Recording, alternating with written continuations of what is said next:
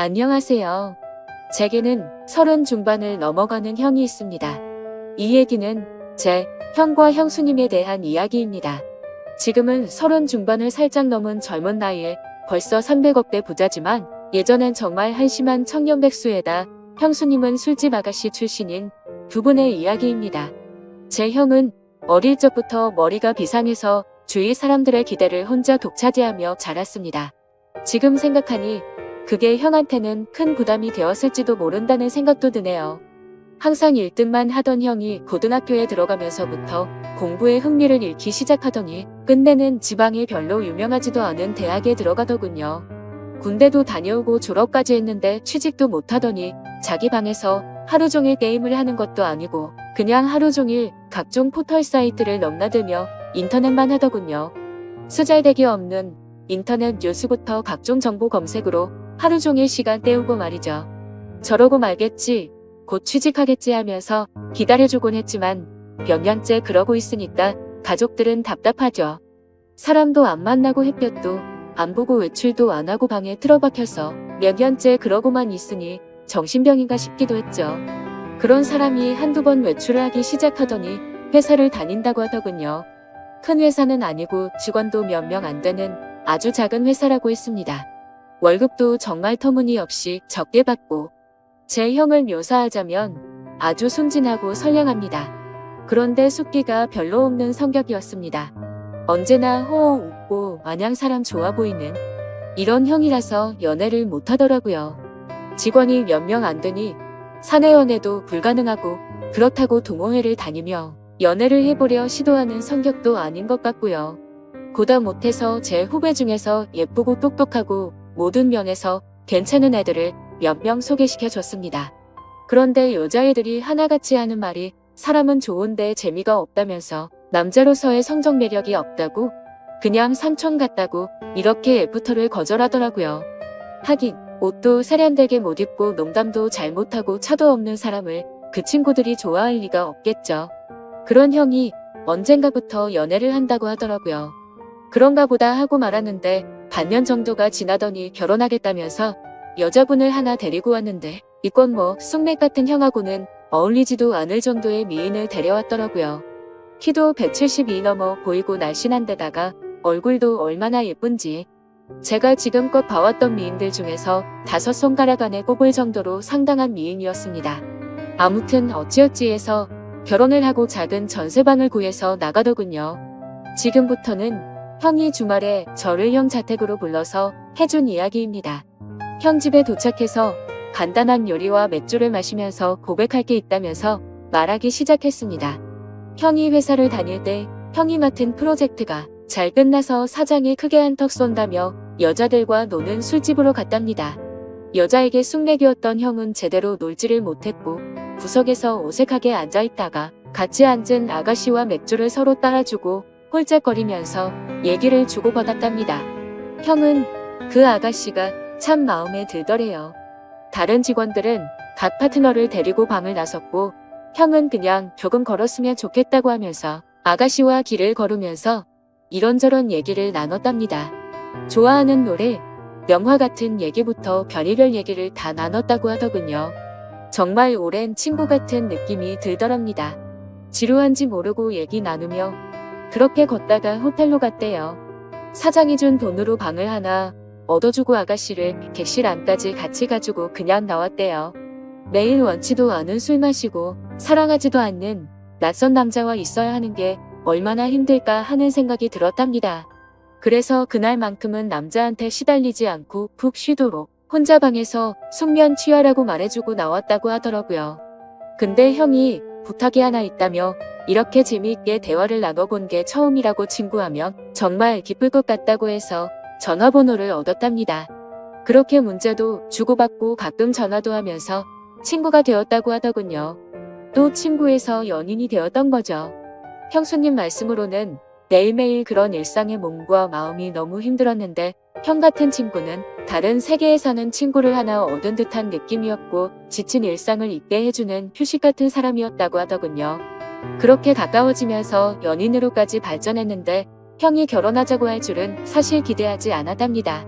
그런 일하는 걸 알면서도 결혼하자고 하는 사람은 없으니까요. 그런데 형과 많은 얘기를 나누면 꼭 그런 일을 하기죠. 아직 때묻지 않은 꼬마였을 때의 형수님으로 돌아간 것 같은 느낌도 받고 항상 술시중 들어야 하고 남자들 진상 부리는 걸 받아줘야 하다. 형을 만나면 정상적인 생활을 하는 평범한 여자로 존중받는 기분이 너무 좋아서 형처럼 착한 남자라면 넉넉하지 않아도 사랑받으며 살 수 있지 않을까 하는 기대는 종종 하게 되더랍니다. 그렇게 서로 마음을 확인하고 결혼하기로 약속을 했고 형수님은 다행히 빚이 없어서 큰 탈 없이 업소일을 그만둘 수 있었답니다. 결혼 후에 형이 회사를 관두고 음식 파는 가게를 시작하고 싶다고 해서 부모님께 2억을 빌려서 가게를 냈고 예상 밖으로 돈이 더 들어서 형수님이 예전에 일하면서 모아둔 1억 5천까지 보태서 시작했는데 3개월 정도까지 안 되다가 점점 단골이 늘고 해서 소문이 나면서 북적이기 시작했답니다. 한번 불 붙으니까 걷잡을 수 없이 장사가 잘 되었다고 하더군요. 돈 버는 재미에 힘든 줄 모르고 일했답니다. 그러다가 창의력이 뛰어난 형이 남녀노소 좋아 할 만한 신메뉴도 개발하고 마케팅도 하다 보니까 동업하자는 사람들도 찾아오고 분점을 내달라는 사람들도 찾아오더래요. 그렇게 투자받아서 인테리어도 정비하고 정식으로 프랜차이즈로 등록하고 몇 년 동안 전국으로 가맹점을 내주기 시작해서 지금은 이름 대면 한 번쯤 들어봤을 법한 회사로 성장시켰답니다. 회사 관두고 해본 적도 없는 음식 사업에 도전한다고 했을 때 다들 말렸죠. 새 집 건너 한 집이 음식점이라고. 그런데 형수님은 당신이 하고 싶고 자신이 있으면 하라고 응원해주더랍니다. 망해서 다 털어먹어도 동네에서 분식점 하면서 살면 되지. 설마 이렇게 젊고 건강한 두 남녀가 산입에 거미줄 치겠냐면서 해보라고 했다더군요. 자기가 모았던 통장까지 내주면서 정말 힘들었답니다. 그런데 프랜차이즈로 등록시키고 가맹점 내주면서 더 힘들었답니다. 자기가 까딱 잘못해서 자기 믿고 가맹점 낸 점주들이 망하며 가맹점 하나당 가정 한 개가 파탄난다는 책임감 때문에 잠을 못 잤답니다.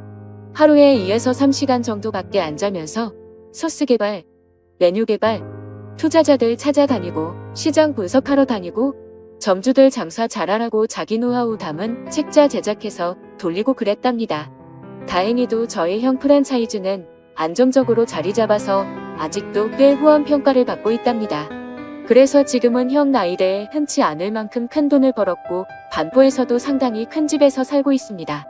그렇게 숫기 없어서 연애도 못해보고 거절만 당하던 형이 이젠 물 만난 물고기처럼 완전히 딴 사람이 되었습니다. 자신감과 의욕도 넘쳐 보이고 완전히 노련한 사업가처럼 보입니다. 비싼 맞춤 수트 입고 기사까지 있는 차를 타고 다니니까 제 형이지만 참 다른 사람처럼 느껴지더군요. 이래서 사람 팔자 알 수 없다고 하나 봅니다. 형은 지금도 바빠서 집에 늦게 들어가고 주중에 형수님과 시간을 보내주지 못해서 늘 미안해서 수시로 형수님한테 전화 걸어서 사랑한다고 말해준답니다. 그리고 주말, 주일은 정말 중요한 일이 있지 않은 한 오직 형수님과 아기만을 위해서 시간을 보낸다더군요. 주말, 주일은 형이 청소하고 설거지하고 요리까지 해서 먹인답니다.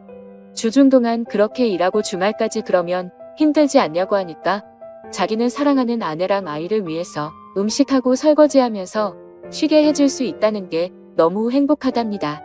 아내랑 아이 얼굴만 봐도 행복해서 피로가 풀린다고.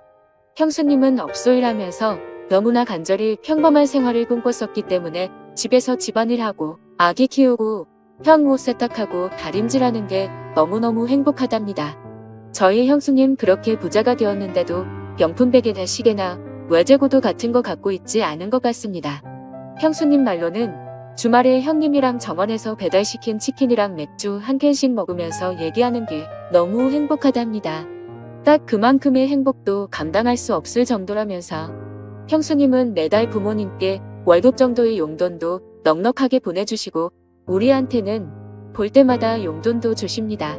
형수님은 저보다 1살 어리십니다. 그런 형수한테 학생도 아닌 번듯한 직장 다니며 나름 연봉도 꽤 받는 제가 용돈 받는 게 웃기는 것 같아서 애도 아니고 용돈 주지 마세요 했더니 형수가 자기가 번 돈이 아니라 형님이 번 형 돈이라고 자기는 단지 전해주는 것만 할 뿐이고 아무리 나이가 들어도 형한테는 언제나 어린 동생들이니 형이 용돈 주고 싶어 할 거라면서 받으라고 하는데 이것 참 난감하더라고요. 부모님은 형수님을 참 좋아하십니다. 남편한테 잘하고 시부모님께 잘하고 참하고 인물도 훌륭하고 멋보는 사람마다 며느리 칭찬을 하니까요. 저희 부모님도 형수님을 딸처럼 아끼십니다. 늘 우리 딸 그러시거든요. 처음엔 형수님 외모가 너무 바비 인형 같아서 머리숙한 형 등쳐먹으려는 곱뱀이 아닐까 하는 의심도 했었지만 지금은 존경스러울 정도입니다. 시부모님과 우리가 형수님께 너무 잘 대해줘서 형수님은 자신의 과거에 대해 숨겨온 것에 대해 지금껏 내 죄책감을 갖고 살았답니다. 그래서 털어놓고 싶어서 지금에서야 우리한테 말하는 거라고. 그래서 저는 누가 뭐래도 형수님은 우리 식구들이 가장 좋아한 우리 형수님이었고 앞으로도 그럴 겁니다. 형님과 형수님이 성실하게 살았다는 건 알았지만 그렇게 남들보다 몇 배로 애를 쓰며 살았다는 것까진 몰랐네요. 형수님 앞으로도 우리 형님 잘 부탁드립니다. 고맙습니다. 하면서 절을 하니까 형수님이 고맙다면서 우시더라고요. 저까지 마음이 아프더라고요. 얼마나 마음고생을 하셨으며 인간적으로 존경스럽더라고요. 잠도 못 자고 남들보다 더 애쓰며 살았고 그 정도의 큰 규모의 사업체를 잘 이끌어가고 있고 부자임에도 사치하지 않고 참 건전하고 예쁘게 사는 걸 보니 내 형님, 내 형수님이지만 인간적으로 너무 보기 좋습니다. 부모님께는 아직은 말씀드리지 않는 게 좋겠다고 했습니다. 저야 젊으니까 이해할 수 있지만 어른들은 그렇지 않을 수가 있거든요.